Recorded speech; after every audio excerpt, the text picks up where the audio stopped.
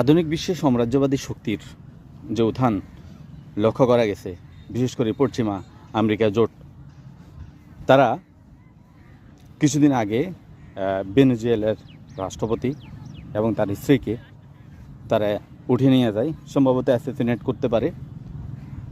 তো এটা প্রথম বিশ্বযুদ্ধের পরে এ ধরনের কোনো একটা রাষ্ট্রের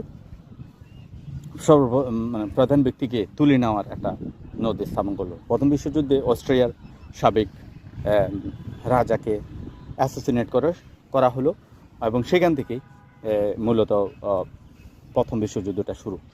তো ভেনেজুয়েলার রাষ্ট্রপতিকে উঠে নেওয়ার পরে এখন যে সেখানে যে থমথমে পরিস্থিতি বিরাজ করছে, এটা অন্য শক্তি, বিশেষ করে রাশিয়া, ইরান, চীন যে শক্তি রয়েছে, এই শক্তিটা এখন কি ভূমিকা পালন করবে, তারা এখন কি ধরনের স্টেপ নেবে, সেটা এখন দেখার সময় আসছে।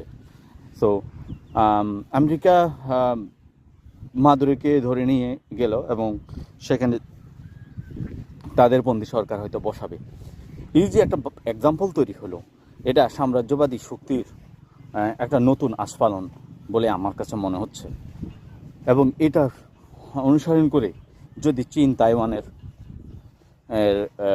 প্রেসিডেন্টকে তুলে নিয়ে এসে তাইওয়ান দখল করে, এটা কাইন্ড অফ দখল করার মতন একটা বিষয়। অর্থাৎ চীন, আমেরিকা মূলত ভেনেজুয়েলাকে দখল করলো, চীন যদি এখন তাইওয়ানকে দখল করে, একই সাথে রাশিয়া এক ধরনের লেগেসি পেয়ে গেল যে ইউক্রেনকে কলাপস করতে। এভাবে যদি চলতে থাকে তাহলে জিনিসটা কোথায় গিয়ে দাঁড়ায়, এটা কিন্তু দেখার সময় আসছে। সুতরাং সামনে যে সময়টা আসতেছে আমাদের পৃথিবীর জন্য, এটা কিন্তু অত্যন্ত কঠিন একটা সময়। এবং এই প্রক্রিয়াটা মূলত ইসরায়েল এবং প্যালেস্টাইনের যে শান্তি, নিরাপত্তা এবং সহ অবস্থান যে চুক্তি রয়েছে, সেটা কিন্তু মারাত্মকভাবে বাধাগ্রস্ত করবে। তো সামনের পৃথিবীটা অতি দ্রুত পরিবর্তন হচ্ছে, অত্যন্ত যুদ্ধদেহী পরিস্থিতি তৈরি হচ্ছে এবং এখানে মারাত্মক ধরনের একটা বিশ্বযুদ্ধ হওয়ার দিকে কিন্তু ইঙ্গিত দিচ্ছে।